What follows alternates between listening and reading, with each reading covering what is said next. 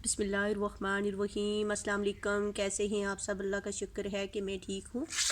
اللہ تعالیٰ سے پوری امید ہے کہ آپ بھی ٹھیک ہوں گے، خیریت سے ہوں گے۔ آج میں آپ کو یہ دکھا رہی ہوں، یہ دیکھیں، یہ فروٹر میں آپ کو دکھا رہی ہوں، ٹھیک ہے۔ یہ شاید کہ میں پہلے بھی آپ کو دکھا چکی ہوں، اور یہ آج میں اس کا دکھا رہی ہوں پارٹ 2، ٹھیک ہے۔ یہ دیکھیں جی بھائی، یہ دیکھیں، یہ میں اس لیے آپ کو دکھا رہی ہوں کہ دیکھیں یہ پھل پودے کے ساتھ پکا ہے، اس میں کوئی کیمیکل نہیں ہے۔ یہ آپ پہلے گملہ بھی دیکھ لیں، یہ چیز دیکھ لیں، اس کے ساتھ کوئی کیمیکل نہیں ہے، کچھ بھی نہیں ہے۔ یہ دیکھ لیں، یہ والی چیز چھوٹا سا پودا ہے، یہ دیکھیں، اور ماشاءاللہ اس کے ساتھ بہت اچھا پھل تھا۔ اس کے ساتھ تقریباً 2-2.5 درجن ہونے تھے، 2-2.5 درجن اس چھوٹے سے پودے کے ساتھ۔ تو اس میں یہ تھا کہ آپ کو پتہ ہے کہ پچھلے میں بھی، اس سے پیچھے بھی ذکر کر چکی ہوں کہ بہت شدید گرمی جب مارچ میں پڑی تھی تو ٹمپریچر اتنا زیادہ تھا کہ پانی دینے کے باوجود بھی یہ چیز، وہ پھل جو تھا نا، وہ گر گیا تھا، ٹھیک ہے۔ تو یہ میں نے کہا کہ میں آج آپ لوگوں کے ساتھ اس کو شیئر کروں۔ اس میں نے کوئی کیمیکل نہیں ڈالا ہوا ہے، وہی فرٹیلائزر اپنا، وہی اپنے والی اس کو میں سپرے دیتی تھی، میں 15 دن کے بعد اس کو وہی سپرے کرواتی تھی۔ تو یہ میں اس لیے آپ کو چیز دکھا رہی ہوں کہ دیکھیں، میں وہی چیز آپ کو دکھاؤں گی جو پہلے دکھاؤں گی، اور اس کا پارٹ 2 بھی آپ کے ساتھ لازمی شیئر کروں گی۔ یہ نہیں کہ میں نے کسی اور جگہ گئی، وہاں سے ویڈیو بنائی یا کہ آپ کو دکھا دی، پھر دوسرے کچھ دنوں کے بعد پھر دوسری بنائی دکھا دی۔ نہیں بھئی، ایسا نہیں ہے۔ ماشاءاللہ ماشاءاللہ، میری اپنی، ہم لوگوں کی اپنی نرسری ہے۔ میں آپ کو وہ چیز دکھاؤں گی جو ہمارے پاس ہے، اور وہی چیز آپ کو دکھاؤں گی ہی، اس کا پارٹ 2 بھی وہی اسی طرح کے دکھاؤں گی۔ ابھی اس میں جو میری سب سے پہلی ویڈیو بنی تھی وہ میری مسمی پہ تھی، وہ میرے ٹیرس گارڈن ہے، وہ ٹیرس پہ ہے۔ ابھی وہ مکمل ریڈ نہیں ہوئے، ہلکے ہلکے یلو ہو رہے ہیں۔ جب وہ مکمل ریڈ ہوں گے تو انشاءاللہ اس کا بھی پارٹ 2 آپ کے ساتھ ضرور شیئر کروں گی۔ اچھا، ایک چیز میں آپ کو اور بتا دوں، تو لوگ کہتے ہیں جی نہیں نہیں جی، گملے میں کیسے پھل ہوگا، اس میں کتنا پھل لگے گا۔ میں آپ کو بتاؤں کہ جتنی آپ لوگ پودا، یہ آج کل نئی جو اس کو کہتے ہیں نا گرافٹنگ، ہائیبرڈ، جو اچھی گرافٹنگ کا مطلب کیا ہوتا ہے؟ اچھی نسل والا جو پودا ہوتا ہے، اس کو ہم لوگ اس کا بیج بھی اسی طرح ہائیبرڈ تیار کرتے ہیں، اور اس کا جو ہوتا ہے نا، اس کو چھوٹا پودا تیار کرتے ہیں، ٹھیک ہے۔ ابھی نیچے جو اس کا آپ کو یہ دیکھیں نا، نیچے جو آپ اس کا تنا نظر آ رہا ہے، یہ مثلا کھٹی ہے، یہ جو اچھی قسم والا مالٹا ہے جو پھل اچھا نہیں اٹھا رہا تھا، اس کے اوپر اس کو گرافٹنگ کی گئی ہے۔ اس کے اوپر اس کی شاخ کو میں آپ کو آسان لفظوں میں بھی سمجھا لوں کہ کچھ میرے بہن بھائیوں کو سمجھ نہیں آتی، وہ شاخ کاٹ کے ہم لوگ اس کے اوپر اس کو گرافٹنگ کرتے ہیں، ٹھیک ہو گیا۔ جیسے دیہات میں اکثر لوگ اس کو کہتے ہیں کلمی پودا، جس کو کہتے ہیں، وہ چیز لگا لیتے ہیں۔ میں آپ کو یہ کہہ رہی ہوں کہ 10 سے 15 سال آرام سے یہ والا جو یہ سمٹ والا گملہ ہے، اور اسی طرح کا جو میں نے اوپر 20 انچ آپ کو مٹی والا گملہ دکھایا ہوا ہے، اگر کوئی میرا بہن بھائی ٹیرس گارڈن بنانے چاہتا ہے، 15 سے 20 سال آپ کا پودا زبردست گملے میں چلے گا، زبردست پھل دے گا۔ آپ اسی پودے کو ایک زمین میں بھی لگا لیں اور ایک گملے میں بھی لگا لیں، ٹھیک ہے۔ دیکھنا کہ وہ آپ کا گملے والا پودا کب اٹھائے، کتنا پھل اٹھائے گا، مگر کیئر جو اس کی ساتھ ساتھ میں بتا رہی ہوں، اگر ایسی کیئر کریں گے۔ مسمی کا پہلا جو پھل پودا تھا نا، اس کو میں نے بہت باریکی سے آپ لوگوں کو بتا دیا۔ جتنے بھی یہ پھلدار پودے ہیں نا، ان کا سب کا لگانے کا سیم طریقہ وہ ہے جو میں نے آپ کو بتایا ہے، سیم طریقہ وہی ہے۔ انشاءاللہ نیکسٹ پہ جب میں ان کا پھل اتاروں گی، پھر دوبارہ جب وہ چیز میں اس میں اسی طرح کا 2 سال پرانا گوبر، اس میں کوکو پیڈ اور یہ چیزیں جب ڈلواؤں گی، پھر انشاءاللہ دوبارہ آپ کو وہ چیز دکھاؤں گی کہ اب نئے پھل کے لیے ہم نے اس کی کون سی تیاری کرنی ہے، ٹھیک ہو گیا۔ اس میں وہی چیز اپنے والا جو فرٹیلائزر ہے، ہر 15 دن کے بعد اس کو میں پانی میں ڈال کے دیتی ہوں، اور اس کا رزلٹ آپ یہ دیکھ لیں، ٹھیک ہو گیا۔ نہ اس کو میں نے کیمیکل دیا، نہ اس کو میں نے کیمیکل میں دبا کے اس کو پکایا، ٹھیک ہے۔ یہ آپ کے سامنے رزلٹ ہے، یہ آپ باریکی سے آپ دیکھ سکتے ہیں، ٹھیک ہو گیا۔ ایک چیز یہ تھی اس کی لگانے کا، اس کا بالکل وہی طریقہ ہے۔ ہر 15 دن کے بعد اس کی گوڈی ہوتی ہے، اس کو وہی فرٹیلائزر ملتا ہے، وہی سپرے ہوتی ہے جو ہماری اپنی نرسری میں تیار ہوتی ہے، وہی چیز اس کے لیے رکھتی ہے۔ اسے میں نے کل بھی ذکر کیا تھا کہ ہماری نرسری میں کسی قسم کا کیمیکل نہیں چلتا۔ اگر کیمیکل ان پودوں کو دیتے ہوتے تو نہ انہوں نے اس طرح کا پھل اٹھانا تھا، اور یہ ٹوٹلی خراب ہو جاتے، ٹھیک ہے۔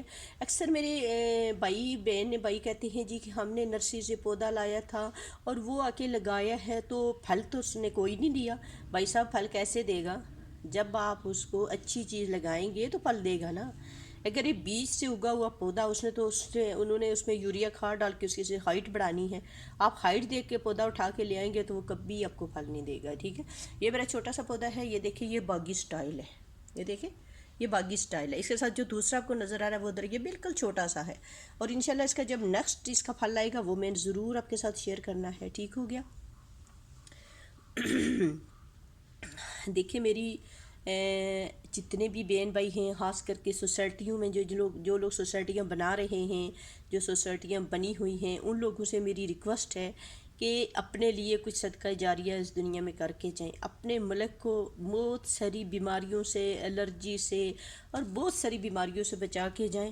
تو اگر لوگ پیچھے خوشحال ہوں گے، سکون میں ہوں گے، تو وہاں آپ کے لیے سب سے بڑا صدقہ جاریہ ہے، ٹھیک ہو گیا۔ اس میں یہ چیز ہے کہ یہ دیکھیں یہ بالکل ایڈوانس ورائٹی ہے، یہ چیز یہ دیکھیں نا، ابھی مارکیٹ میں آیا ہوا ہے وہ کیا ہے، مٹھا ہے اور وہ شکری ہے، ٹھیک ہے۔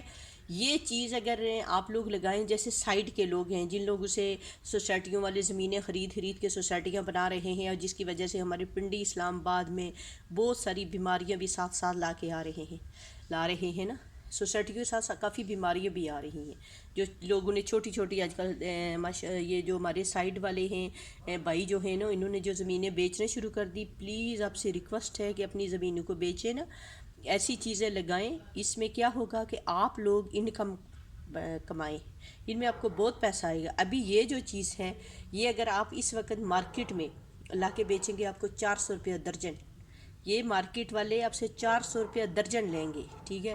اگر آپ نے اپنی کسی زمین میں 1 کنال آپ کی جگہ ہے، 1 کنال میں تقریباً آپ کا 50 پودا لگے گا، ٹھیک ہے۔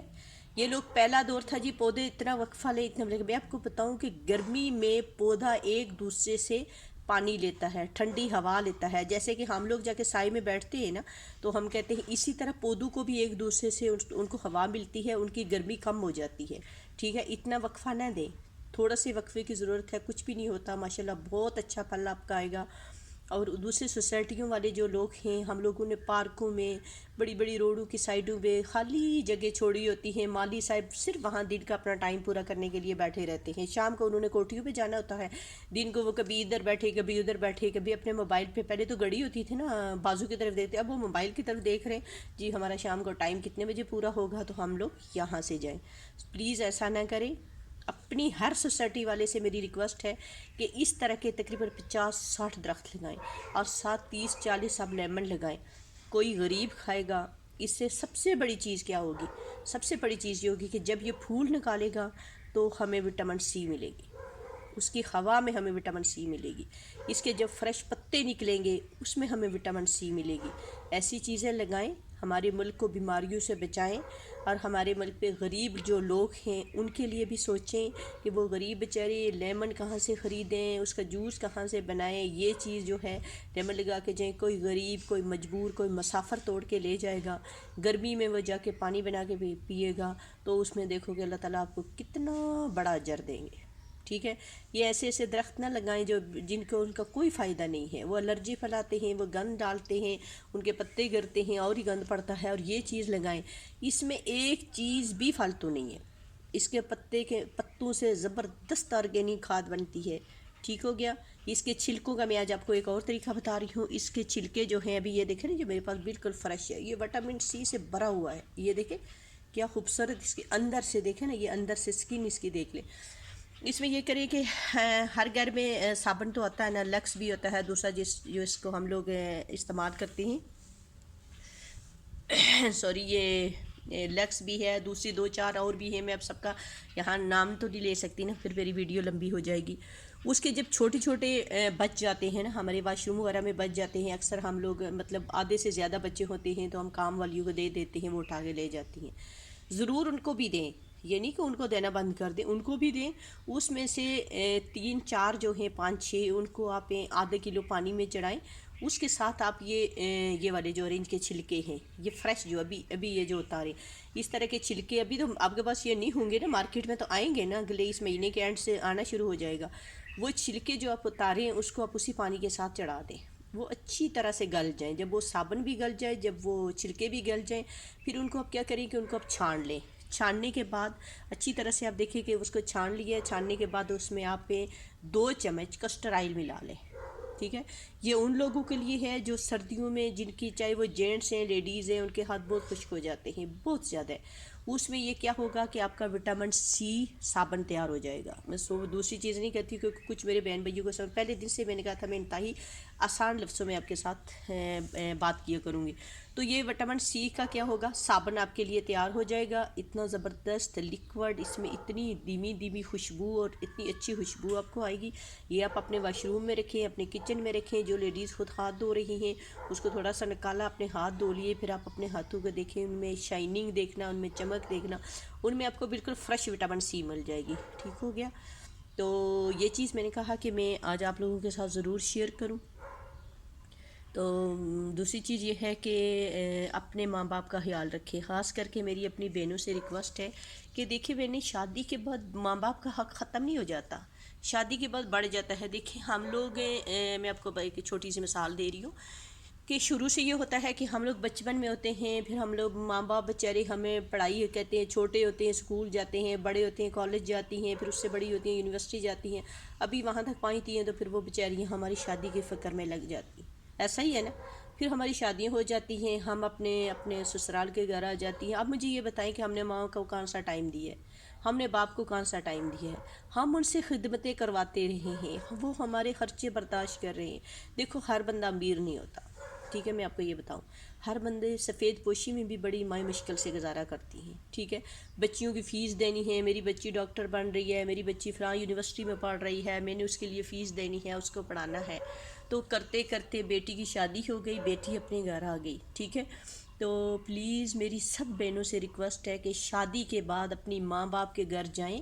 اگر ان کے ملازم ہیں ٹھیک ہے، اگر ان کے ملازم نہیں ہیں، اپنی ماں کے کپڑے لیں، اپنے باپ کے کپڑے لیں، ان کو دھوئیں، ان کو استری کریں، ان کو الماری میں رکھ کے آئیں، ہینگرز پہ لگائیں، اور ساری الماریاں ماں باپ کے کپڑوں کی بھر کے آئیں.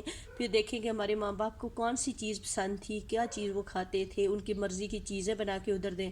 ایسا نہیں ہے کہ جا کے بھابھی کے اوپر آرڈر چلانا شروع کر دیں. نہیں، آپ کی بہو کا کوئی حق نہیں اپنے آپ کے ماں باپ کی خدمت کرے. ہاں وہ اپنی طرف سے کرے، بہت بڑا اجر ہے، بہت بڑا اجر ہے.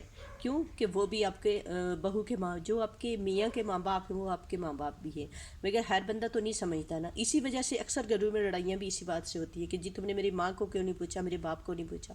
ابھی تو ہم لوگ ہیں نا، آپ لوگ ہیں، آپ جائیں اپنے ماں باپ کو پوچھیں. ادھر جا کے مہمانوں کی طرح نہ بیٹھ جائیں جی کہ ہم آئے ہیں، میرے میاں آئے ہیں اس کے لیے یہ کریں. نہیں، آپ خود کچن میں جائیں، اپنا کھانا بنائیں، تیار کریں، بھائی کو کہیں، بھابھی کو کہیں، بچوں کو کہیں. بلکہ جو اچھے ہوتے ہیں نا، بھابھی کو کہیں بھابھی میں آئی ہوں آپ رسٹ کریں، آج میں فلاں چیز بناؤں گی، بچوں کو دوں گی. تو پھر اس طرح کیا ہوتا ہے کہ گھر کا ماحول بڑا خوشگوار ہو جاتا ہے.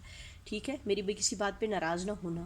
دوسرا سب سے بڑی چیز ہے کہ اپنے ماں باپ کی عزت کرے، اپنے ماں باپ کی خدمت کرے. شادی سے پہلے تو میں نے آپ کو بتا دیا نا کہ کیا کیا ہوتا تھا، ماں باپ کو کون سا ٹائم ملا ہے. شادی کے بعد جائیں، جب بھی جائیں اپنی ماں کے اتنے کام کر کے آئیں کہ اس کے پورے ہفتے کے کپڑے ہو گئے، اس کی چیزیں ہو گئی، کچھ چیزیں بنا کے ان کے لیے رکھ کے آئیں تاکہ وہ بھی خوش ہوں جی کہ ہماری بیٹی کو ہمارا کتنا خیال ہے. ایسا ہی ہے نا کہ ہماری بیٹی کو ہمارا کتنا خیال ہے. اور دوسری ایک چیز میں آپ کو بتا دوں، سسرال میں بہت سارے گھر ایسے ہوتے ہیں کہ اس میں کچھ اونچ نیچ تو لگی رہتی ہے نا. میری اپنی بہنوں سے ریکویسٹ ہے کہ ماں باپ بوڑھے ہوتے ہیں، پریشان ہوتے ہیں، ہر بات آ کے اپنے ماں باپ کو بتا کے ان کو پریشان نہ کریں. دیکھیں آپ میاں بیوی ہیں، ایک دن آپ کی ہلکی پھلکی چپٹ ہوگی، دوسرے دن آپ ٹھیک ہو جائیں گے، ایسا ہی ہوگا نا. مگر ماں کے دل میں وہ جو بات بیٹھ جاتی ہے وہ ساری زندگی بیٹھی رہتی ہے، کہتی ہے پتہ نہیں میری بیٹی کے ساتھ کیا ہوگا، پتہ نہیں میری بیٹی کے ساتھ کیا ہوگا. پلیز ایسا نہ کریں. اور اپنے ماں باپ کا، ماں کی خاص کر کے وہ دن یاد کریں جب سردیوں کی راتوں میں ہم لوگ بستر گیلا کر لیتے تھے تو وہ خود وہاں سوتی تھی اور ہمیں اٹھا کے دوسری جگہ رکھتی تھی. ہائی ٹھنڈ سے میری بیٹی بیٹا بیمار نہ ہو جائے. ایسا ہی ہے نا. مگر آپ جب ہم لوگ پڑھ لکھ کے کسی جگہ پہ پہنچیں تو ہم ان کو بھول جائیں. امی فون کریں، ہم کہیں امی دیکھا آپ کو خود پتہ میرے پاس ٹائم کہاں، میں آپ کے. پلیز ایسا لفظ نہ کھائیں، ایسی بات اپنی ماں کو ڈھو کے کہیں امی میں ضرور آؤں گی آپ کے پاس، میں آ رہی ہوں. ٹھیک ہے، تو اس طرح ان سے دوائیں لیں، بہت ساری دوائیں لیں، بہت زیادہ ان سے دوائیں لیں. اور ان کا ماں باپ کا تو ہم حق آپ کو پتہ ہے کبھی بھی ادا نہیں کر سکتے، کبھی بھی ادا نہیں کر سکتے. ہم اپنی ماں کے وہ ایک سردیوں کی ٹھنڈی رات جب ہم لوگ بستر گیلا کرتے تھے، اس کا حق ہم پوری زندگی ادا نہیں کر سکتے. کہتے ہیں نا کہ ایک دفعہ ایک صحابی تھے تو وہ اپنی ماں کو کندھے پہ اٹھا کے تو حج کروا رہے تھے، تو پھر حضور پاک صلی اللہ علیہ وسلم کے پاس آئے تو کہنے لگے کہ یا رسول اللہ، میں نے اپنی ماں کو کندھے پہ اٹھا کے تو میں نے حج کروایا، اور کیا میں نے اپنی ماں کا حق ادا کر دیا؟ تو حضور پاک صلی اللہ علیہ وسلم نے کہا نہیں، تم نے تو اپنی ماں کی ایک رات جو تم نے سردیوں کی رات میں تم نے بستر گیلا کیا تھا، تم نے تو وہ حق ادا نہیں کیا، اور یہ تو تم نے کیا کہہ رہی ہو کہ حج کر کے تم نے حق ادا کر لیا۔ ماں باپ کا ہم حق ادا کبھی بھی ہی نہیں کر سکتے، تو اس لیے میری کسی بات کا برا نہ بنانا، ٹھیک ہے؟ تو کیونکہ ہم بہن بھائی ہیں نا، آپس میں اس طرح کی باتیں شیئر کریں گے، اچھی مطلب کریں گے نا، تو پھر انشاءاللہ ہمیں شاید میں کچھ آپ سے سیکھنے کو مجھے مل جائے، یا کچھ مجھ سے شاید آپ کو مل جائے، تو اس طرح کر کے ہم لوگ بہن بھائی ہیں، ایک فیملی کی طرح ہے انشاءاللہ، آگے بھی مل جل کے رہیں گے۔ یہ چیزیں میں نے آپ کو دکھا دی ہے، تو ہے مجھے بھی اپنی دعاؤں میں یاد رکھنا، تو انشاءاللہ پھر ملاقات ہوگی ماشاءاللہ بہت کسی اچھے سے اس کے ساتھ، تو شکر اللہ، الحمدللہ، اللہ حافظ۔